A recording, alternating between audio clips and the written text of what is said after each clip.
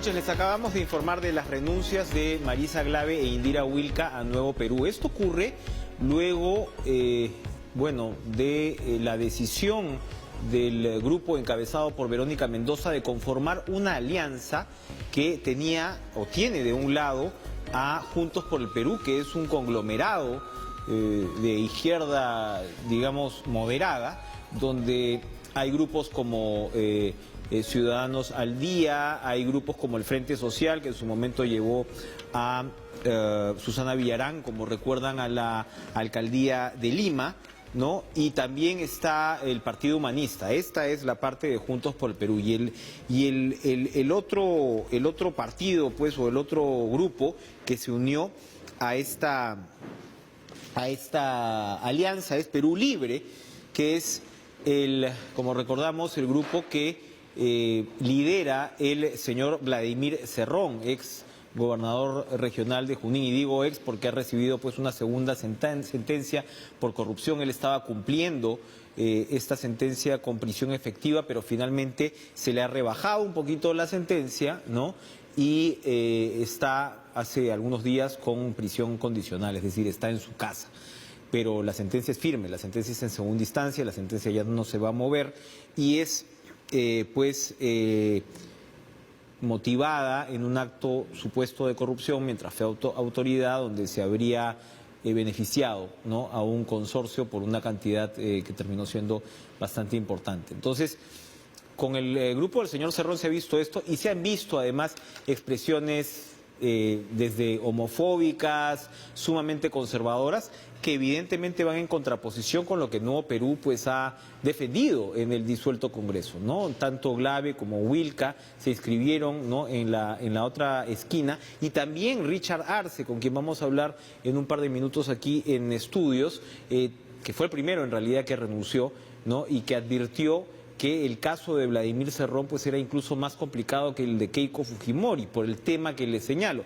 El de Keiko Fujimori, estamos hablando de unos aportes de campaña en una investigación que prácticamente, no digamos ya empieza porque ya lleva algunos años, pero no tiene ni siquiera una sentencia en primera instancia. El caso de Cerrón es una sentencia que ha sido confirmada en segunda instancia y, como les repito, pues en una situación, insisto, complicada en términos de lo que podría ser una argamasa ideológica. Les cuento rápidamente por el lado de Juntos por el Perú, ¿no? Lo que se señala es que también hay importantes figuras de la izquierda que habrían decidido apartarse de esta nueva alianza, que todo indica está planteada para el año 20, las elecciones generales del 21 y las del 22. Claro, con la izquierda, por supuesto, hay que preguntarse si estas alianzas van a durar tanto tiempo, pero por lo menos el compromiso inicial que se ha planteado es este. Y en este bloque de Juntos por el Perú se ha retirado en protesta gente como Ricardo Gise, que ustedes lo recordarán como exministro del Ambiente, Carlos Tapia, muy conocido, ¿no? Gonzalo García Núñez, jurista también, que fue candidato a la primera plancha vicepresidencial de Ollantumala, y ha incluso estado en el Consejo Nacional de la Magistratura. Gustavo Guerra García, que también ha sido candidato a la alcaldía de Lima. Todos ellos expresaron su disconformidad con esta decisión de esta alianza, que no sabemos pues muy bien finalmente cuál va a ser la consecuencia, si es una alianza que de alguna manera endurece el perfil de Verónica Mendoza de cara al año 20 y de cara al año 21, o lo que hace es buscar una suerte de unidad de la izquierda. Recordemos que por fuera de esto también está Goyo Santos, que denunció que él había quedado por fuera de las negociaciones, ¿no? Están figuras por fuera también como, bueno, lo que representa Antauro Humala, pues que estaría precisamente buscando algún tipo de alianza. Antauro como tal no, porque Antauro va a seguir preso, todo indica, y más, bueno, con este traslado de los últimos días, evidentemente a él no se le van a relajar las condiciones. Pero la línea que representa estaría buscando, ¿no?, tener una suerte de entendimiento entre radicales, ¿no?, con Gregorio Santos, y esto además nos deja la línea que representa el Frente Amplio, ¿no?, con el señor Arana y demás, que han criticado también muy fuertemente esta decisión de unirse Nuevo Perú con estos dos grupos, ¿no?, uno particularmente cuestionado. Así que, obviamente, no estamos frente a una izquierda que esté en vías de acercamiento o en vías de unificación. Lo que está ocurriendo, pues, es más bien una izquierda que se atomiza en momentos, ¿no? Ojo, en momentos donde también desde la oposición o desde la crítica al presidente Martín Vizcarra se señala, pues, que estamos yendo hacia una suerte de Congreso del 20, ¿no? Derivado hacia una extrema izquierda, ¿no? O que en realidad los verdaderos aliados de Vizcarra son los izquierdistas, pero bueno, el problema es que ni la izquierda se pone de acuerdo dentro de ella. Como les comentaba, ya se encuentra con nosotros el congresista Richard Arce, que fue, digamos, el primer ex congresista de muy alto perfil, que tomó la decisión de separarse de Nuevo Perú, decisión que ha sido ahora repetida, como refiero, por otras dos congresistas muy conocidas, como Marisa Glave e Indira Wilca. Richard, ¿cómo está? Gracias por estar con nosotros. Buenas noches. Buenas noches, Enrique.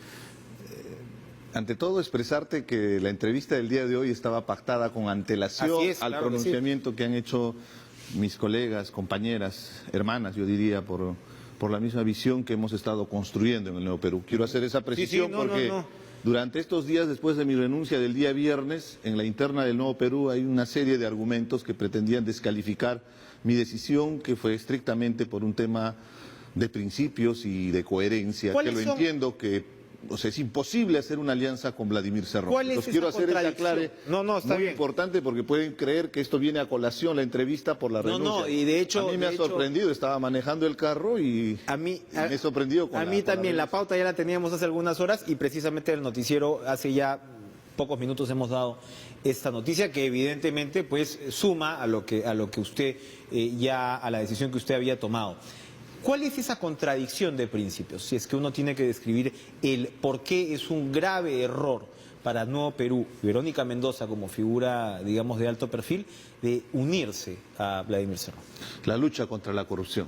Hemos estado en un congreso donde lamentablemente hemos visto blindajes, hemos visto protección a presuntas organizaciones criminales y estaban asociadas a partidos políticos. Y hemos sido confrontacionales con ellos en vista que era importante que el Congreso cumpla su función de habilitar las investigaciones a través de la Subcomisión de Acusaciones Constitucionales y después de la Comisión Permanente. No se vio esto. Y lo coherente es que la confrontación a la lucha contra la corrupción no es contra el fujimorismo, no es contra el aprismo, es contra la corrupción, así sea de derecha o de izquierda. Y si hay corrupción de por medio, hay que confrontarlo y hay que deslindar cualquier tipo de responsabilidad. ¿A qué viene esto? La alianza con el señor Vladimir Cerrón, el gobernador regional de Junín, tiene una sentencia que está inclusive en segunda instancia, sentenciado, que para mí perversamente le han bajado 2 meses para que no tenga prisión efectiva.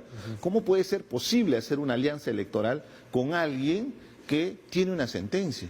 ¿Con qué argumento podría sentarme a debatir en un medio de prensa o de repente con los adversarios políticos o peor aún en una plaza hablando de lucha contra la corrupción si al lado tenemos a un personaje vinculado con actos de corrupción, como número uno? Y lo segundo, que es determinante, son las banderas que hemos enarbolado en el Nuevo Perú. Es lo que yo estaba diciendo. La reivindicación de los derechos de la mujer en un ambiente y en un escenario de feminicidios. Creo que vamos en el número 136, que es una vergüenza para nuestra sociedad.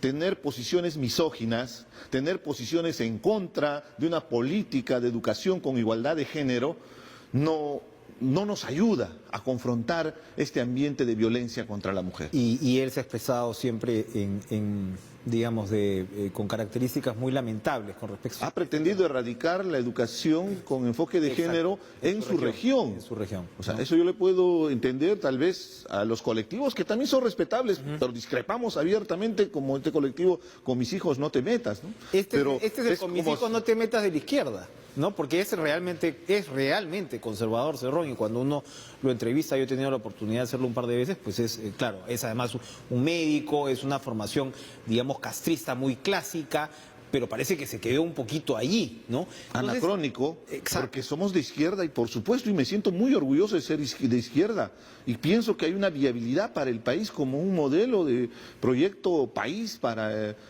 el Perú. Richard, usted ha sido uno de los congresistas que siempre además hemos tenido el gusto de recibirlo, lo hemos visto siempre usted muy pendiente de su pueblo, incluso en el tema de los conflictos mineros, de su electorado, de la ciudadanía, ha defendido, como usted dice, unas banderas muy claras. El caso de Marisa Glave, Indira Wilca, va en esa línea. También ustedes probablemente eran los 3 congresistas de mayor perfil, ¿no?, entre la ciudadanía. Evidentemente ustedes tienen que haber expresado su oposición a una decisión como esta previamente, porque he visto que ha habido pues reuniones del comité político encabezadas por la propia Verónica Mendoza.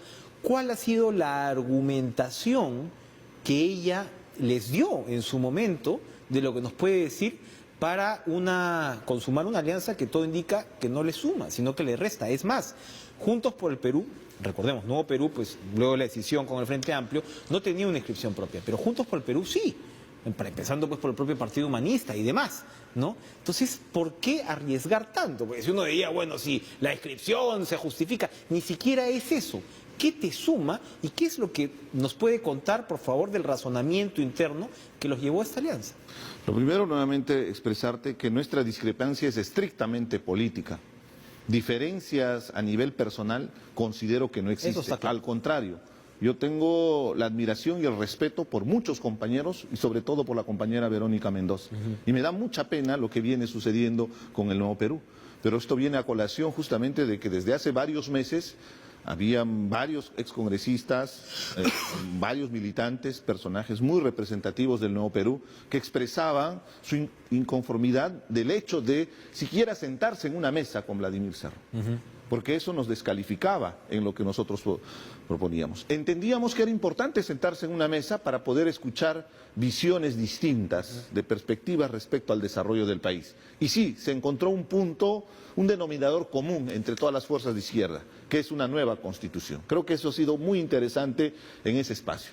Pero de ahí a un diálogo, llegar a una alianza electoral, hay un trecho muy grande. Y definitivamente eso. ¿Qué decían los que defendían esta alianza dentro de Nuevo Perú? Sí, nos va a servir por el tema de bases, de operatividad en provincias. ¿Qué señalaban? No te puedo dar muchos argumentos porque yo fui retirado del Consejo Nacional que se llevó a cabo el día sábado. Yo esperaba ir al Consejo Nacional para poder argumentar lo mismo que te estoy expresando, para poder persuadir y sensibilizar a la organización y decirles que es un error. Y ver hasta qué punto, y en el debate probablemente hasta tal vez perdíamos en la posición, pero teníamos la posibilidad de la participación democrática como se establece. Me retiraron con el pretexto de que ya no soy congresista, por ende no puedo participar en el espacio. Entonces, ahí hay todo un tema interno de direccionamiento de algunos dirigentes que han llevado a este extremo de que tengamos que renunciar. Yo respeto las decisiones que han tomado cada uno de los congresistas. Yo te estoy hablando a título personal. Y si lo expreso en este momento es por todo lo que se ha mencionado y te vuelvo a reiterar, mi posición discrepante es estrictamente política, porque entiendo que una alianza con Vladimir Cerrón es un suicidio político. Y creo que se está viéndose con lo que viene sucediendo, no solamente con las renuncias, los pronunciamientos que han hecho una serie de comités regionales y de la misma manera, gente que entiende que esta alianza es un error político que les va a costar. Porque ahí también quiero ser muy sincero, yo ya renuncié al Nuevo Perú. Ya tiene que ser un capítulo cerrado y tenemos que caminar para adelante, pero es innegable por el tema emocional que ha significado la construcción de un proyecto político durante más de 3 años que nos afecta a lo que viene sucediendo. Por supuesto. Expresiones antisemitas también, expresiones antisemitas tuvo ¿Cómo puede ser posible? Vladimir Cerrón y yo entiendo que en las reuniones en los últimos días Salomón Lerner Guitis, que por supuesto como sabemos pertenece a la comunidad judía, recordó esas expresiones antisemitas que en un punto fueron interpretadas que iban contra él y aún así se fueron. Realmente inaceptable ese perfil. Vamos a ir a una pausa. Yo defiendo la causa palestina con mucha vehemencia, pero también soy respetuoso del Estado de Israel. Entiendo que la solución es la convivencia de esos dos pueblos para no quita al otro para presentar para que se pueda entender. El antisemitismo es el antisemitismo y como tal vamos a buscar para después de la pausa. Son posiciones fascistas que le han hecho mucho daño a nuestras sociedades en el mundo. Vamos a regresar con Richard Arce para también conversar, bueno, ¿cuál es el futuro de la izquierda? ¿No? En circunstancias como esta y donde se suponía que la izquierda estaba relativamente bien parada luego de la disolución del Congreso. No se vayan.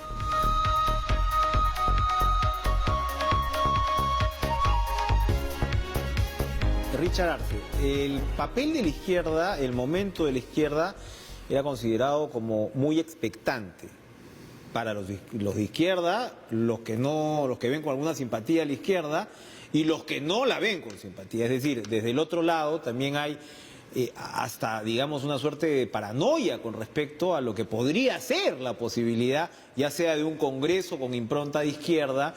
¿Qué significaría eso, ¿no?, para el país? Y bueno, es el debate. Acusan, como decía yo en la introducción, al presidente Vizcarra de ser una suerte de izquierdista agazapado, ¿no?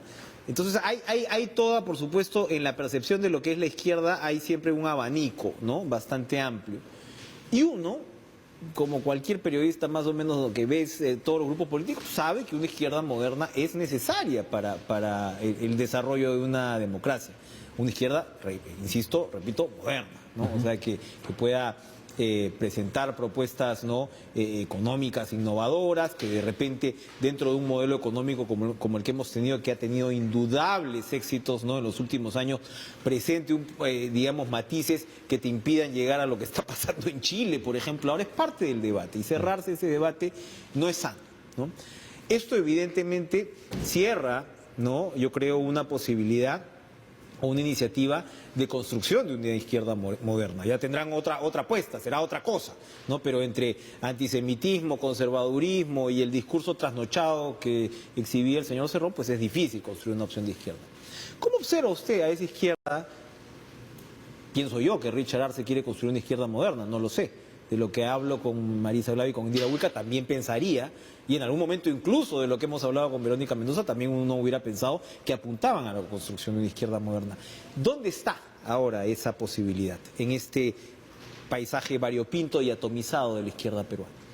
Más allá de los problemas que se están expresando en el Nuevo Perú, yo creo que la izquierda sí tiene un espacio para hacer gobierno en el país, por las expectativas que genera. Pero también hay que explicarle a la población, porque se estigmatiza mucho la izquierda. Hay mucho miedo. Los adversarios nos llaman comunistas, no, claro, sabiendo que el comunismo ya casi no existe. O chavistas ahora mismo, ¿no? Castrochavistas y una serie de adjetivos peyorativos con el único argumento de descalificar al opositor. En realidad, lo que se tiene como alternativa justamente es una izquierda moderna, que cree en el modelo económico, pero que se puede mejorar. Este modelo económico, más allá de las críticas que tenemos, considero personalmente que sí ha ayudado a crecer el país, pero también tiene serias falencias, como en el tema de la redistribución y la desigualdad. Y creo que el mejor ejemplo es lo que acabas de explicar, lo que ha sucedido en Chile. Después de todo un modelo impuesto por los Chicago Boys y todo lo que significó el gobierno de Pinochet, y después que la Concertación mantuvo el mismo modelo económico. Hay una rebelión contra la desigualdad. El día de hoy, viste que era simplemente prender un cerillo y ardía Troya. ¿Qué significa? Que el modelo también tiene serios cuestionamientos, y eso es lo que queremos plantear, porque le tienen miedo, por ejemplo, a modificar la Constitución cuando hablamos del capítulo económico. ¿Cómo no vamos a estar de acuerdo de tener un Estado regulador que garantice, por ejemplo, la protección del consumidor en su verdadera magnitud a nivel de estándares internacionales? ¿Cómo no vamos a creer que sí es posible inversión extranjera, bienvenida, pero que respete estándares ambientales, que respete el pago de los impuestos, que respete derechos laborales, que respete a comunidades? Yo creo que es viable. En un tema tan sensible de los consumidores, por ejemplo, creo que haríamos una revolución social si es que, por ejemplo, se respeta todos los abusos que generan empresas que tienen casi el control y hasta el monopolio, podría decir, en varios servicios, líneas aéreas, bancos, una serie de empresas que aprovechan su posición de dominio con el tema de los medicamentos, por ejemplo, hasta clínicas. Entonces, con objetividad, lo que se busca, y pienso que coinciden muchas personas, es que puede haber una izquierda democrática y también crítica, confrontacional con la corrupción. Hay que criticar que hay corrupción de Lavallato, porque tenías a un presidente Lula que servía de embajador de estas empresas brasileñas, o lo que viene sucediendo en Argentina con los Kirchner. Ha habido corrupción, es innegable, no lo podemos negar, o lo que sucede en Venezuela. Usted ha sido de los congresistas que acá siempre nos dijo y le llamó al pan y al vino con Venezuela. Me refiero a los congresistas de izquierda, ¿no? Entonces, en ese marco, ha sido un problema para la izquierda no asumir una actitud más... Fue uno de los argumentos de la disidencia que se generó con el Frente Amplio, justamente, porque hay que llamar al dictador por dictador cuando hay violación a los derechos humanos. Así así sea de derecha o sea de izquierda, con objetividad y con responsabilidad. Yo creo que en el Perú sí hay una esperanza. Y en ahí es donde quisiera dirigirme a la militancia, a los simpatizantes del proyecto que hemos venido construyendo. Creo que se va a abrir algún espacio donde podamos sumar nuestros humildes esfuerzos para construir una alternativa de izquierda moderna, progresista, que busque el beneficio de la población, defender los intereses sagrados del país. Creo que eso debería ser la bandera, inclusive no necesariamente ni hablando de derecha o de izquierda, porque a veces ese es un tema que viene desde la Revolución Francesa, ¿no? Con los jacobinos y los girondinos, de cómo se ubicaron.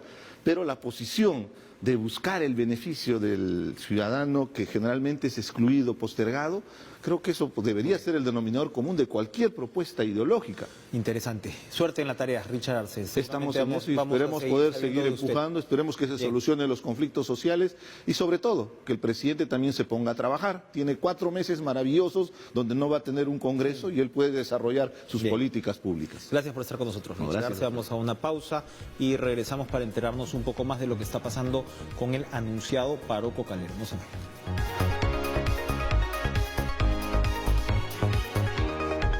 Hoy en Ayacucho se realizó una sesión de diálogo entre representantes del gobierno y dirigentes de gremios cocaleros en Pichari. Más específicamente, había un paro cocalero anunciado para el 23 de octubre. El primer ministro Vicente Ceballos pidió que se diera, primero que él ha participado en este encuentro, pidió que se diera el diálogo antes de realizarse el paro, por lo que se supone este fue pospuesto. Y bueno, ha habido momentos tensos, según lo que tenemos entendido. Ha sido pues un diálogo prolongado y nos lo va a comentar sus resultados Raúl Molina, viceministro de Gobernanza Territorial. Señor Molina, gracias por enlazarse con nosotros esta noche. Cuéntenos, por favor, los resultados de este encuentro. ¿Cómo estás, Enrique? Buenas noches. Buenas noches. Yo creo que han sido positivos, porque efectivamente, como tú dices, ha sido un encuentro no exento de tensiones. Como sucede muchas veces en estos casos, nuestra población tiene mucha desconfianza y una población como el sector cocalero particularmente, digamos, ¿no? Porque está en una actividad que está en el borde, digamos, de lo legal. No obstante, una preocupación que ellos tenían desde el lunes pasado que estuvieron con nosotros en Lima era cuáles iban a ser las zonas de erradicación que tenía previstas el gobierno. Y desde esa ocasión, y esta vez se ha reafirmado en Pichari, que las zonas de erradicación que están previstas están en el departamento de Junín, en la provincia de Satipo, y que no van a abarcar la zona central del Braen, porque el año pasado, en agosto, tuvimos un acuerdo que en tanto estuviéramos en proceso de diálogo, no íbamos a hacer actividades de erradicación en esa zona central del Braen. Y lo que acordamos fue hacer 2 instrumentos que son fundamentales. Un estudio de demanda actualizado de consumo legal de hoja de coca en el Perú, y un censo agropecuario en el Braen, porque cuando se hizo hace algunos años el censo agropecuario en el Perú, en el Braen no se pudo recoger información. Esos 2 instrumentos son claves para tener una idea de la oferta de hoja de coca en el Braen y de la demanda real del Perú en consumo legal. Y solo así se va a poder abordar una propuesta como han hecho ellos de reducción gradual concertada de los cultivos de coca. Se nos ha terminado el tiempo, entonces la decisión es retrasar el paro. ¿Va a haber paro o no va a haber paro? No, ellos después de que terminamos la reunión han anunciado que no hay paro. En el acta se dice que vamos a hacer grupos de trabajo con ellos, vamos a esperar que salgan los resultados de los estudios y solo así vamos a poder tener una idea real del equilibrio entre la oferta y la demanda. Y por lo tanto no hay ninguna razón para que haya paro, y entendiéndolo así, las organizaciones cocaleras cuando nos hemos ido anunciaron que el paro estaba suspendido. Muy bien. Muchas gracias, Raúl Molina, viceministro de Gobernanza Territorial. Al final pues terminamos esta jornada con una buena noticia. Me sumo a los saludos a nuestro compañero Mario Dávila, que nos deja, pero inicia pues una etapa enriquecedora e importante, don Mario. Así que muchas felicitaciones por esa jubilación en la flor de la juventud. Nos vamos, regresamos mañana con más Cara a Cara. Sigan ustedes con Lucho Trizano y toda la programación deportiva en TV.